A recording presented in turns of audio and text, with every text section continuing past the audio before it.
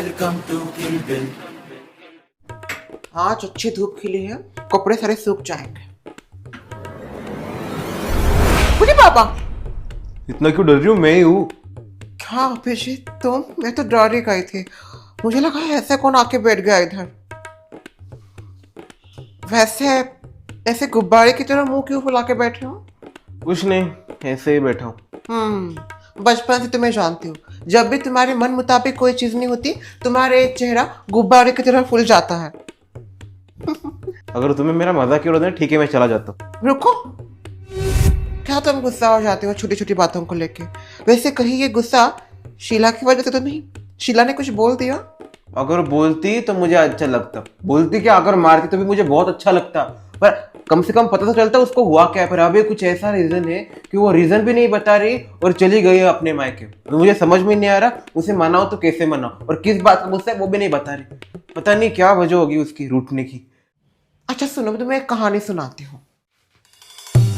तो सुनो, एक छोटे से कस्बे में एक दाम्पत्य रहते थे, आरव और मीरा। अभी आरव बहुत ज्यादा बिजी था अपने आप को लेके, अपनी लाइफ को लेके, और मीरा भी सेम वैसे ही थी।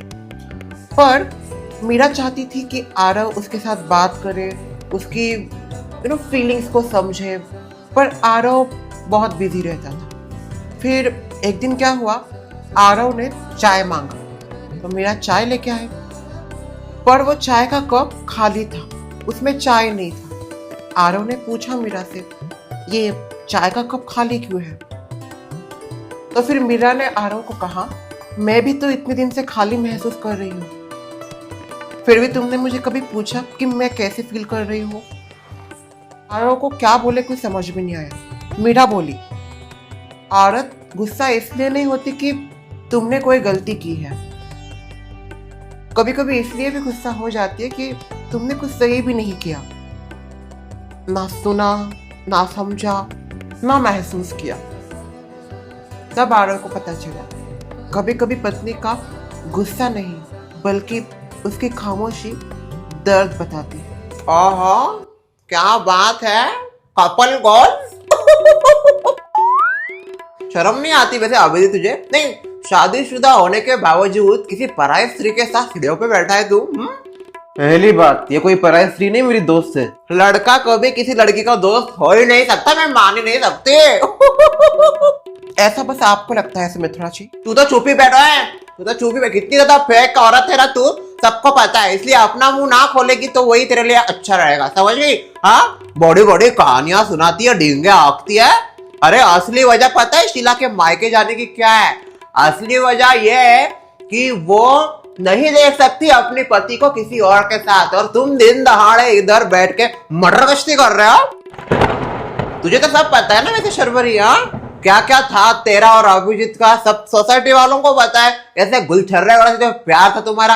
हाँ प्यार, बेइंतहा प्यार था मुझे शर्वरी से। आपको और कोई सफाई चाहिए इसके ऊपर? चढ़ क्या रहा है तू? ऐसे चढ़ क्या रहा है मेरे ऊपर? शुक्र मनाइए मेरे संस्कार अच्छे हैं, नहीं तो क्या? नहीं तो क्या करता देखा? धमकी दे रहा, मारता क्या मुझे? हाँ, मारता ना तू? ये शीला के मायके जाने की असली वजह ये शर्वरी और तू भी है अभिजीत। जितनी ये है उससे ज्यादा तू है। पत्नी को संभाल नहीं पाया, दूसरी औरतों के ऊपर चढ़ता है। ऐसा शर्म कर, शर्म, बेशरम। जाने तो क्या बोल के फायदा है, करो तुम अपनी मटर गश्ती करो, जो करना है वो करो। अभिजीत तुम छोड़ो उनकी बात को, वो बिना हाथ फेर के बात करती है। हाँ, तेरे पास तो दिमाग भी नहीं, फिर भी तू बिना दिमाग के बात करती। क्या क्या बोल रही थी सब सुना मैंने। कस्बा, चाय का कप खाली। अरे खाली तो तेरा दिमाग है, उसमें तेरा दिमाग डाल। बात करती है बात। अच्छा चलो मैं जाती हूँ कपड़े सुखाने। उसको भी लेके जा, कपड़े डालने में हेल्प करेगा तेरी बीवी का दुश्मन।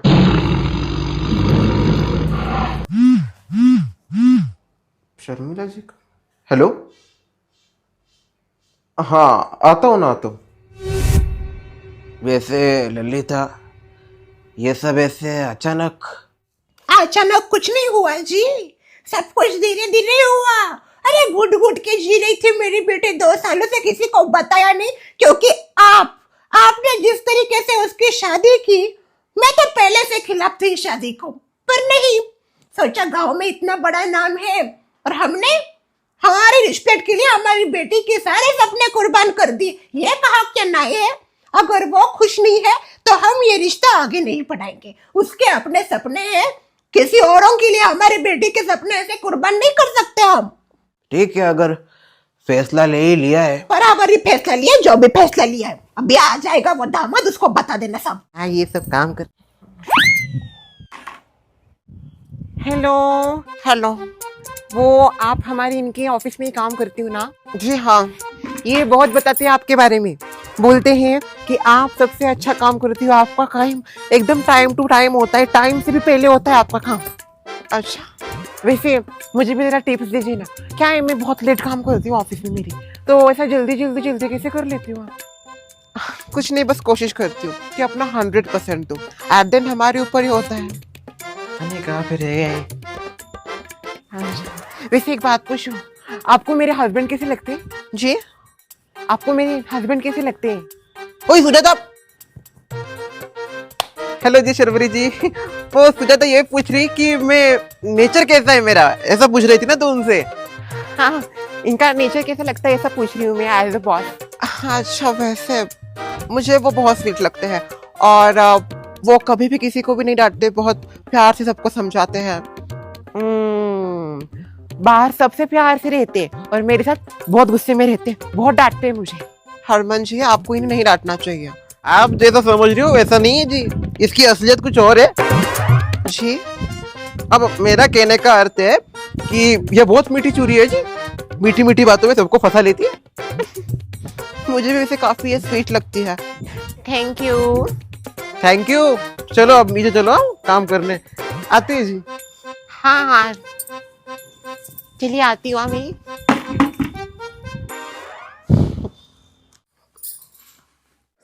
तुम्हें क्या अकल वकल है कि नहीं? हाँ, क्या किया मैंने? क्या किया नहीं, ऐसा कौन सा पत्नी पूछती है कि आपको मेरा पति अच्छा लगता है? तेरे भले के लिए पूछ रहा था, कैसा लगता है तू उसको। अरे मेरा भला छोड़, उनकी नजर में तू मेरी पत्नी है और उनको जाके तू पूछेगी आपको मेरा पति कैसा लगता है वो। तो क्या हुआ, मुझे चलता है। अगर मेरी पति की दूसरी बीवी भी हो जाए तो मुझे चलेगा क्या, दौड़ेगा। हे भाई गुरु, पता नहीं कैसा दोस्त दिया ये। शुक्र माना मैं तेरा दोस्त हूँ, अगर मैं तेरा दोस्त ना होता ना तो सोसाइटी में भी तू खड़ा नहीं होता। तेरा पति होने से अच्छा तो ये है कि मैं सोसाइटी छोड़ के चला जाता। इतनी बुरी हो क्या मैं? हरमन जी, चुप बैठ। हरमन जी आ जाओ। क्या हुआ? मुझे जरूरी बात करनी थी हमारे रिश्ते को लेके। बोलो, क्या बात करनी है? देखो अभिषेक, हमारी शादी को 2 साल हो गए हैं, पर मुझे नहीं लगता जो हमने हमारे रिश्ते को समय दिया था वो कुछ काम आया है हमारे। मुझे लगता है हम इस रिलेशनशिप को निभाने में फेल हो गए हैं। शीला, मुझे तो ऐसा नहीं लगता। जहाँ तक मेरी बात है, हर सिचुएशन में तुम्हारे लिए मैं खड़ा रहा हूँ। हमेशा कोई भी मुसीबत आए मैंने उसका सामना किया है और हर बार तुम्हें सपोर्ट किया है तुम्हारे हर चीज में, चाहे वो सही हो या गलत। तुम्हारी बात नहीं कर रही हूँ ना, मैं तुम्हें बोल रही हूँ कि तुम कहीं पे फेल हुए हो, पर मैं एज अ वाइफ फेल मानती हूँ अपने आप को। मुझे तो तुम फेल नहीं लगती, तुमने भी बहुत अच्छी कोशिश की हमारे रिश्ते के लिए। आई एम नॉट हैप्पी, मैं नहीं चाहती हम ये रिश्ता आगे कंटिन्यू करें। अचानक ऐसा क्या हो गया शीला? अचानक नहीं, सब कुछ धीरे धीरे ही हुआ है। कुछ भी चीज अचानक नहीं होती अभिजीत। तुम बताओ कि आखिर हुआ क्या है? बता रही हूँ, वही बता रही हूँ। तुम्हें भी पता है, मुझे भी पता है हमारी शादी किस माहौल में हुई है। मुझे लगा शादी के बाद सब कुछ ठीक हो जाएगा या फिर हम इस रिश्ते को अच्छे तरीके से निभाएंगे, पर अभी जाके लगता है कि no, it's not possible anymore. पर वाह शीला, हमारा कोई मैच ही नहीं है अभिजीत, और वैसे भी तुम मुझसे प्यार नहीं करते थे। हमारा प्यार शर्वरी से था, तुम उसके साथ शादी करना चाहते थे। शायद पापा को ये चीज पता नहीं थी, मुझे भी नहीं थी। जब तक हमारी शादी हुई तब तक मुझे भी पता नहीं था इन सब के बारे में। पर शीला, हमारी इस मुद्दे पे बात हो चुकी थी और पता नहीं तुम ये मुद्दा बार बार क्यों उठा रही हो। पता है तुमने मुझसे बात की और तुमने ये भी कहा है कि तुम मूव ऑन हो चुके हो व्हाटएवर, पर मैं नहीं मानती। मुझे ऐसा लगता है कहीं ना कहीं आज भी तुम शर्वरी से प्यार करते हो और मैं तुम दोनों के रिश्ते में आ गई हूँ और मेरी वजह से तुम दोनों की शादी नहीं हुई। शीला, तुम जो भी सोच रहे हो, तुम्हें जो भी लगता है वो बहुत गलत है। ऐसी कोई बात नहीं है। ऐसी ही बात है and now I am done. कोई भी चीज मैं तब तक झेल सकती हूँ जब तक मेरी लिमिट है, उसके बाद मैं उसको नहीं झेलती। अब तुम इसे भागना कहो, कुछ भी कहो, पर नो, अब मैं ये रिश्ता और नहीं कर सकती। मुझे डाइवोर्स चाहिए। डाइवोर्स? शीला, तुम्हें पता है तुम कितना बड़ा शब्द इस्तेमाल कर रही हो। डरो मत, तुमसे कुछ नहीं चाहिए मुझे, बस डाइवोर्स पेपर पे साइन चाहिए। शीला, पर नो भाभी, अभी फैसला हो चुका है। अच्छा सुनो, वो सुनो ना कि वो मैं ना राठी जी उनके मिस्टर है, वो वकील है, वो बहुत बड़े वकील है, एक बार उनसे बात कर लो ना। क्या बात करनी है? कौन से वकील से बात करनी है? और जाना है अपने डाइवोर्स पेपर्स लेने, साइन करना है, खत्म कहानी। प्लीज शीला, एक बार उनसे बात करो। मैं कल उनको तुम्हें बुला लेती हूँ, तुम दोनों एक बार बात करना। बाद में जो तुम हम दोनों का फैसला होगा वो आखिरी फैसला, पर प्लीज एक बार बात करो ना उनसे। ठीक है, करते हैं उनसे बात।